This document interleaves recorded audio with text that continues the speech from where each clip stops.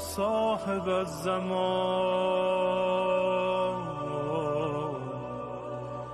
الغوث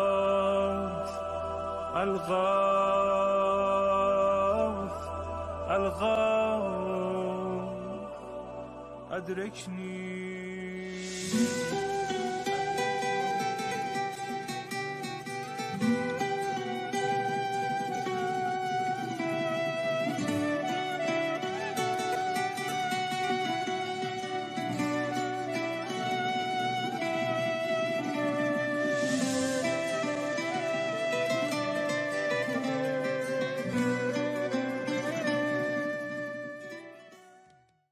اعوذ باللہ من الشیطان اللعین الرجیم.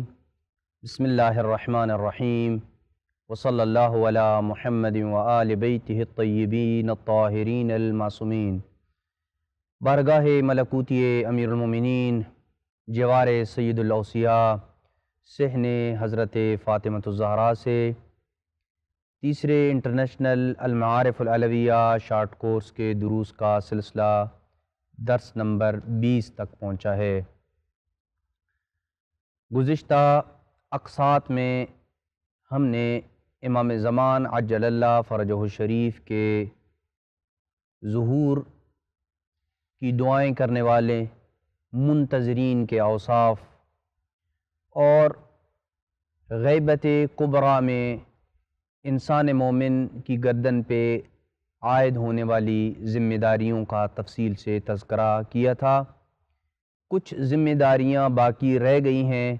جنہیں آج کے اس درس میں مومنین کرام کی خدمت میں بیان کیا جائے گا. 9 ذمہ داریوں کو تقریباً ہم بیان کر چکے ہیں جو ایک انسان منتظر امام کے انتظار کرنے والوں کی گردن پہ عائد ہوتی ہیں، اور آج 10ویں ذمہ داری کو آپ کی خدمت میں بیان کریں گے. 10ویں ذمہ داری انسان امام کے ظہور کا انتظار کرے. کیسا انتظار کرے؟ حقیقی انتظار کرے. مفہوم انتظار یہ نہیں ہے کہ انسان ہاتھ پہ ہاتھ رکھ کے بیٹھ جائے، اپنے واجبات پہ عمل نہ کرے، محرمات سے اجتناب نہ کرے، امر بالمعروف اور نہی عن المنکر جیسے فریضے اور واجب کو پس پشت ڈال دے، بلکہ حقیقی انتظار یہ ہے کہ اپنے آپ کو آمادہ رکھے کہ کسی وقت بھی جیسے موت آ سکتی ہے اسی طرح امام زمانہ عجل اللہ فرجہ الشریف کا ظہور ہو سکتا ہے، لہٰذا مجھے آمادہ اور تیار رہنا چاہیے. جیسے ایک عام مفہوم انتظار کو سمجھانے کی اکثر طور پہ علماء مثال دیتے ہیں کہ اگر آپ نے کسی کو اپنے گھر میں انوائٹ کیا ہو کھانے پہ، ایک اہم شخصیت نے آپ کے گھر میں آنا ہو اور کھانا آپ کے ہاں اس نے کھانا ہو، تو آپ اس کے 10 لوازمات جو دعوت کے ہوتے ہیں وہ ان کے آنے سے پہلے 1-2 دن پہلے شروع کر دیتے ہیں. گھر کی صفائی ستھرائی، جو کھانے کے اخراجات ہیں ان کو آپ مینیج کرتے ہیں، اچھی قسم کی چیزیں باہر سے لے کے آتے ہیں، اپنے دیگر اچھے احباب دوستوں کو دعوت دیتے ہیں کہ میرے گھر میں فلاں شخصیت آ رہی ہے، میں آپ کو بھی انوائٹ کرتا ہوں کہ آپ بھی آئیں. اور بہت سارے ایسے لوازمات آپ انجام دیتے ہیں کہ جس سے یہ ثابت ہوتا ہے کہ آپ کے دل میں دیدار شوق ہے، شوق آپ رکھتے ہیں کہ آپ اس کا دیدار کریں، آنے والی ہستی کا، آنے والی شخصیت کا. یہ انتظار ہے. اور اگر آپ ہاتھ پہ ہاتھ دھرے، ہاتھ پہ ہاتھ رکھ کے بیٹھ جائیں، نہ ہی آپ کھانے کا اہتمام کریں، نہ ہی ان اخراجات کا آپ ارینج کریں، نہ ہی اپنے گھر کی صفائی ستھرائی کریں، اور کسی قسم کا جو بھی دعوت میں چیزیں ضروری ہوتی ہیں ان میں سے کسی قسم کا کوئی اہتمام نہیں کرتے ہیں، اور مہمان گھر میں آ جاتا ہے، تو قطعاً آپ کو اس زمانے کا معاشرہ اور رسم و رواج آپ کو کبھی بھی یہ نہیں کہیں گے کہ یہ اس بندے کا دیدار کرنے میں تڑپ رہا تھا، مشتاق تھا، انتظار کر رہا تھا اس کا کہ کب اس کے گھر کب اس کے گھر میں اس شخصیت کے نورانی و بابرکت قدم پڑیں گے۔ لہذا کوئی بھی اس کو یہ نہیں کہتا ہے کہ تم نے انتظار کیا،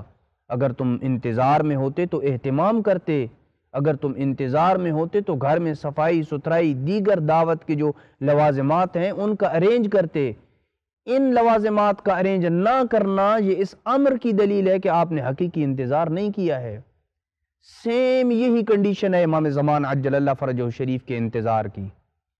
میں اگر زبان سے لاکھ مرتبہ کہتا رہوں کہ میں امام علیہ السلام کے انتظار میں ہوں،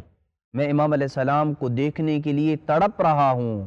یوسف زہرا کی دیدار کو آنکھیں ترس گئی ہیں، لیکن عملی زندگی میں کوئی ایسا کام نہ کروں جس سے یہ ثابت ہو کہ میں انتظار میں ہوں، نہ اپنے واجبات پہ عمل، نہ ہی محرمات سے اجتناب، نہ ہی امر بالمعروف و نہی عن المنکر کا قیام، نہ ہی ان کے ظہور کا زمینہ ہموار کرنے کے لیے کوئی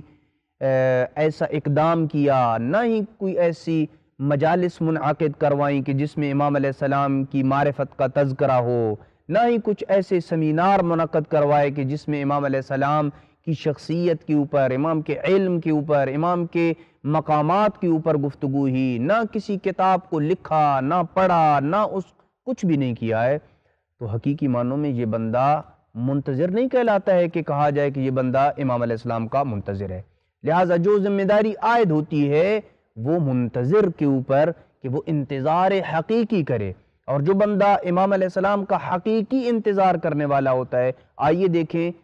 کہ اہل بیت علیہ السلام نے اس کا کیا اجر اور کیا ثواب معین کیا ہے جو حقیقی معنوں میں امام کا انتظار کرتا ہے۔ اس طرح انتظار کرتا ہے جیسے مفہوم انتظار کی ہم نے شرح کی ہے اور وضاحت بتائی ہے، اور یہ شرح ہماری اپنی طرف سے نہیں ہے، علماء اہل بیت، علماء مذہب امامیہ نے اس کی یہی شرح اور وضاحت کی ہے۔ لہٰذا آئیے روایات کی روشنی میں دیکھتے ہیں کہ امام زمان عجل اللہ فرجہ شریف کا انتظار جو غیبت کبریٰ میں امت محمد مصطفیٰ کے اعمال میں سے سب سے افضل ترین عمل شمار ہوتا ہے، اس کا کیا اجر ہے ان انتظار کرنے والوں کا۔ امیر المومنین سے یہ روایت ہے کہ افضل العبادت الصبر و انتظار الفرج، دو عبادتیں سب سے افضل ہیں، ان کو عبادت کہا گیا ہے۔ یعنی اگر آپ امام زمان عجل اللہ فرجہ شریف کا انتظار حقیقی کر رہے ہیں تو آپ عابد ہیں، ضروری نہیں ہے کہ عابد مصلی پہ ہو تو تب بھی عابد کہلائے گا۔ امام علیہ السلام کے ظہور کا انتظار کرنا اور صبر کرنا یہ بھی عبادت ہے۔ لہٰذا آپ دیکھیں کہ جب انسان عابد ہوتا ہے، جب انسان عبادت کی حالت میں ہوتا ہے تو عبادت کی کچھ شرائط ہیں، عبادت کے کچھ لوازمات ہیں۔ انسان کا لباس پاک ہونا چاہیے، انسان کا جسم پاک ہونا چاہیے، اگر اس پہ وضو واجب ہے تو وضو کرے، غسل واجب ہے تو غسل کرے، اپنے ظاہر اور باطن کو پاک کرے، اپنے کپڑوں کے اوپر اگر خمس ادا نہیں کیا ہے تو اس کو خمس ادا کرے۔ یہ ساری چیزیں جو ہیں وہ جب مکمل ہوتی ہیں تو عبادت کی شرائط مکمل ہو جاتی ہیں۔ جس جگہ پہ عبادت ہو رہی ہے وہ مکان غصبی نہیں ہونا چاہیے، جس گھر میں عبادت کر رہا ہے اگر اس کے اوپر خمس واجب ہے اس گھر سے خمس نکالے، جن کپڑوں میں نماز ادا کر رہا ہے اگر اس کپڑوں پہ خمس واجب ہے تو خمس کی ادائیگی کرے۔ لہٰذا یہ عبادت کے لوازمات ہیں۔ لہٰذا اگر کوئی بندہ ان تمام شرائط کو پس پشت ڈالتے ہوئے نہ وضو کرے، نہ اگر غسل واجب ہے تو نہ غسل کرتا ہے، نہ کپڑوں کی پاکی ناپاکی کی رعایت کرتا ہے، اور کپڑوں کے اوپر اگر خمس واجب ہے وہ اس کا بھی رعایت نہیں کرتا ہے، جس جگہ نماز پڑھ رہا ہے اس کی بھی نمازی کی جو جگہ کی شرائط ہے ان کا بھی رعایت نہیں کرتا ہے، اور صبح سے لے کے شام تک نماز پڑھتا رہے، اس کو کوئی کہے گا کہ یہ عابد ہے؟ نہیں۔ لہٰذا افضل العبادت الصبر و انتظار الفرج، سب سے افضل ترین عبادت صبر ہے۔ غیبت کبریٰ میں شیعان علی ابن ابی طالب کے اوپر جو مظالم ڈھائے جاتے ہیں ان پہ صبر کرے اور اپنے وقت کے امام کا حقیقی معنوں میں انتظار کرے تو یہ افضل ترین عبادت ہے۔ ایک اور روایت میں امام جعفر صادق علیہ السلام سے مروی ہے کہ من مات منکم وہو منتظر لہذا الامر، جو بندہ مر جائے اور وہ صاحب زمان کا انتظار حقیقی کرنے والا ہو، کمن ہوا مع القائم فی فسطاطہ، گویا وہ ایسا ہے کہ جو امام زمان عجل اللہ فرجہ الشریف کے خیمے میں امام علیہ السلام کے ساتھ ہو۔ اس کا مطلب یہ ہے کہ انتظار کرنے والا انتظار کرتے کرتے اگر دنیا سے رخصت ہو جاتا ہے تو اسے اجر وہی ملے گا جو امام کے ظہور کے بعد امام کے خیمے میں امام کے ساتھ رہنے والے افراد کا اجر ہوگا۔ وہ اصحاب و انصار جو اپنی جان ہتھیلی پہ رکھ کے امام کے لیے قربان کر دیں گے، ان میں اور ان افراد میں کہ جو انتظار کرتے کرتے دنیا سے رخصت ہو گئے، حقیقی انتظار اور یوسف زہرا کے دیدار کی تڑپ اپنے دل میں لے کے چلے گئے، دونوں کا اجر برابر ہے، کیونکہ اس نے حقیقی انتظار کیا ہے۔ حقیقی انتظار کا اسے اجر یہ ملے گا کہ گویا کہ اسے امام زمان عجل اللہ فرجہ شریف کے یہ خیمے میں ہے۔ لہٰذا یہ ایک چیز ہے کہ جس کے اوپر توجہ کرنے کی ضرورت ہے کہ غیبت کبریٰ میں ہماری جہاں دیگر ذمہ داریاں ہیں وہاں ایک یہ ہے کہ ہم حقیقی انتظار کو اپنائیں۔ 11ویں ذمہ داری جو غیبت کبریٰ میں امام زمان عجل اللہ فرجہ الشریف کی شیعوں کے اوپر، ان کے چاہنے والوں کی گردن کے اوپر عائد ہوتی ہے، وہ یہ کہ غیبت میں امام کی نیابت خاصہ کے دعوے داروں کی تکذیب کرے۔ دو قسم کی نیابت ہے، ایک نیابت خاصہ ہے یعنی امام علیہ السلام کا خصوصی نمائندہ، اور ایک نیابت عامہ ہے، عمومی نائبین ہے امام علیہ السلام کے، جیسے اس زمانے میں فقہاء امام علیہ السلام کے عمومی نمائندے ہیں، جن کے متعلق امام علیہ السلام نے یہ ارشاد فرمایا کہ فَأَمَّا الْحَوَادِثُ الْوَاقِعَةُ فَارْجِعُوا فِيهَا إِلَىٰ رُوَاةِ حَدِيثِنَا، کہ نت نئے مسائل جو زمانے میں پیش آتے ہیں ان میں آپ ہماری احادیث کے جو راوی ہیں، اس کے اوپر ہم تفصیل سے گفتگو کر چکے ہیں، جو فقہاء ہیں ان کی طرف آپ رجوع کریں۔ تو یہ جو فقہاء ہیں جو حلال و حرام کو قرآن و سنت سے سمجھ کے ہم تک مسئلہ شرعی پہنچاتے ہیں، یہ ان کی اپنی کوئی ذاتی رائے نہیں ہوتی ہے، یہ قرآن و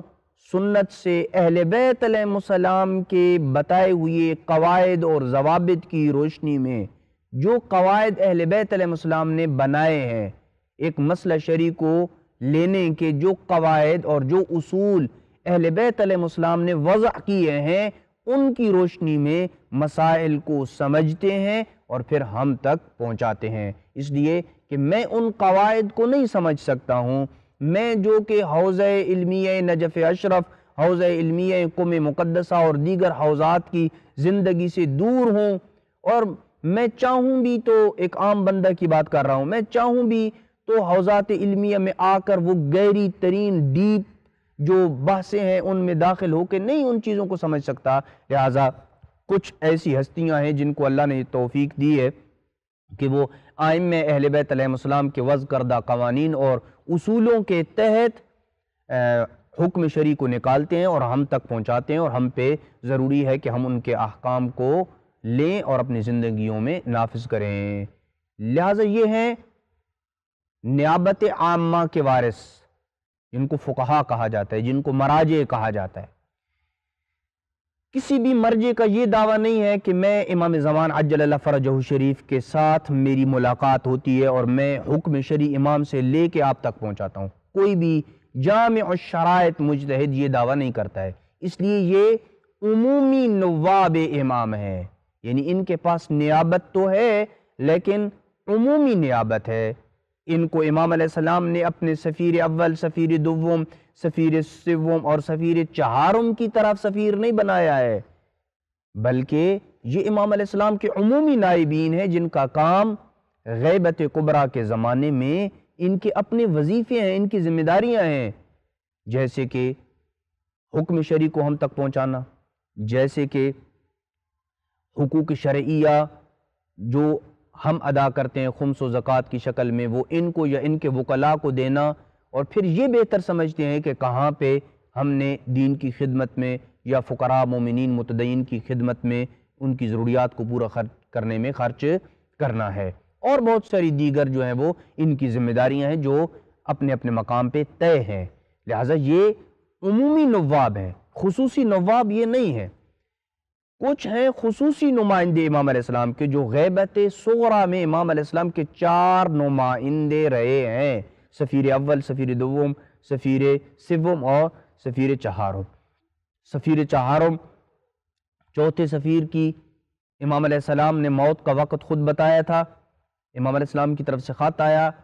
کہ جب میرا خط تجھے ملے گا تو اس سے 6 دنوں کے درمیان تو دنیا سے رخصت ہو جائے گا، اور اپنے جانے کے بعد اپنی زندگی میں کسی کو بھی اپنا آپ نے وصی اور جانشین نہیں مقرر کرنا، کیونکہ غیبت کبریٰ کا وقت شروع ہوا جاتا ہے۔ اور جو بندہ یہ دعویٰ کرے گا کہ میں امام زمان کا خاص نمائندہ ہوں تو وہ کاذب ہے، وہ جھوٹا ہے، وہ افتراء باندھ رہا ہے۔ لہٰذا اگر غیبت کبریٰ میں کوئی بندہ امام علیہ السلام کے سفیر خاص ہونے کا دعویٰ کرتا ہے کہ میری امام سے ملاقاتیں ہوتی ہیں، میں امام علیہ السلام سے مسائل لیتا ہوں، میں امام علیہ السلام کے ساتھ مختلف موضوعات کے اوپر ڈسکشن کرتا ہوں، یہ بندہ جھوٹا ہے۔ امام علیہ السلام کی کسی بندے کے ساتھ کوئی خاص ملاقات نہیں ہوتی ہے، لہٰذا امام علیہ السلام کے سفیر خاص ہونے کا جو غیبت کبریٰ میں دعویٰ کرے گا، ہماری یہ ذمہ داری ہے کہ ہم نے اس کے اس دعوے کی تکذیب کرنی ہے، اسے جھٹلانا ہے کہ تم اپنے دعوے میں قطعاً بھی سچے نہیں ہو، اس لیے کہ امام زمانہ عجل اللہ فرجہ الشریف کا یہ نوشتہ، ان کی تحریر ہمارے سامنے موجود ہے کہ جس میں امام علیہ السلام نے یہ کہا کہ الا من ادعى المشاہدہ، جو بندہ اس چوتھے سفیر کے بعد میرے سفیر خاص ہونے کے دعوے کے ساتھ مجھ سے ملاقات اور زیارت کا دعویٰ کرے گا تو وہ بندہ جھوٹا ہے، وہ مجھ پہ افتراء باندھ رہا ہے، کیونکہ غیبت کبریٰ میں کوئی بندہ بھی امام علیہ السلام کے ساتھ سفیر خاص ہونے کے تعلق سے نہیں ملتا۔ ہاں، امام علیہ السلام کی ملاقاتیں ہوئی ہیں لوگوں کے ساتھ، علماء کے ساتھ، صالحین کے ساتھ، نیک مومنین کے ساتھ ہوئی ہیں، لیکن ان ملاقاتوں کے دوران انہیں یہ نہیں پتہ ہوتا ہے کہ یہ وقت کے امام ہیں، یہ یوسف زہرا ہیں۔ بعد میں جب ملاقات ہو جاتی ہے تو کچھ قرائن اور شواہد ایسے ملتے ہیں کہ جن سے پتہ چلتا ہے کہ یہ تو امام ہو سکتے ہیں، یا یہ یقین ہو جاتا ہے کہ وہ امام ہیں، بہت ساری ایسی باتوں کے ساتھ، جیسے کہ آیت اللہ سید مرعشی کی کئی دفعہ امام زمان عجل اللہ فرجہ الشریف کے ساتھ جو ہے وہ ملاقات ہوئی، ملاقات کے بعد انہیں یہ بات پتہ چلتی کہ یہ تو امام زمان ہے، جیسے کہ مسجد سہلہ میں ان کی ایک تفصیلی ملاقات ہے امام زمان عجل اللہ فرجہ الشریف کے ساتھ، کہ جس میں امام زمان عجل اللہ فرجہ الشریف نے آیت اللہ سید مرعشی نجفی کو، خدا انہیں غریق رحمت کرے، بہت ساری چیزیں تعلیم دیں، استخارے کا طریقہ بتایا، رکوع میں کیا ذکر پڑھنا ہے، اس کے اوپر الگ سے ہم نے ایک ویڈیو بنائی ہے، اگر کوئی یوٹیوب کے اوپر سرچ کرے تو اس کو مل جائے گی۔ بہت ساری چیزیں امام علیہ السلام نے بتائیں، نماز صبح کے بعد کون سی سورت تلاوت کرنی ہے، نماز ظہر، عصر، مغرب، عشاء کی نماز کے بعد کون کون سی صورتیں جو ہیں وہ تلاوت کرنی ہیں، اور زیارت جامعہ، زیارت عاشوراء، ان تمام چیزوں کے متعلق امام علیہ السلام نے آیت اللہ سید موسیٰ مرعشی کو ایک تفصیلی چیز بتائی، لیکن اس تمام ملاقات کے دوران ایک لمحے کے لیے بھی سید مرعشی قدس سرہ کے ذہن میں یہ نہیں گیا کہ یہ تو وہی ہستی تو نہیں ہے کہ جس کی تلاش کے لیے میں نے یہ نیت کر رکھی ہے کہ میں 40 شب مسجد سہلہ آؤں گا، 40 شب بدھ مسجد سہلہ آؤں گا تاکہ مجھے امام علیہ السلام کی زیارت ہو۔ تو غالباً وہ 35واں یا 36ویں شب بدھ تھی کہ جب امام علیہ السلام کے ساتھ آیت اللہ سید مرعشی کی زیارت ہوئی، جو بہت معروف ہے۔ لہٰذا سید مرعشی کا بھی قطعاً کوئی یہ دعویٰ نہیں تھا کہ میں ان کا سفیر خاص ہوں اور امام علیہ السلام سے میری ملاقات ہوتی ہے۔ لہٰذا اگر کوئی غیبت کبریٰ میں یہ دعویٰ کرے کہ میں امام کا سفیر خاص ہوں تو ہماری ذمہ داری بنتی ہے کہ ہم اس کو ٹھکرائیں، رد کریں اور اس کی تکذیب کریں اور اس کو جھٹلائیں کہ تم اپنے دعوے میں جھوٹے ہو۔ مزید کچھ ذمہ داریاں ہیں کہ جنہیں ہم آئندہ گفتگو میں بیان کریں گے۔ وصلی اللہ علی محمد وآل بیتہ الطیبین الطاہرین المعصومین۔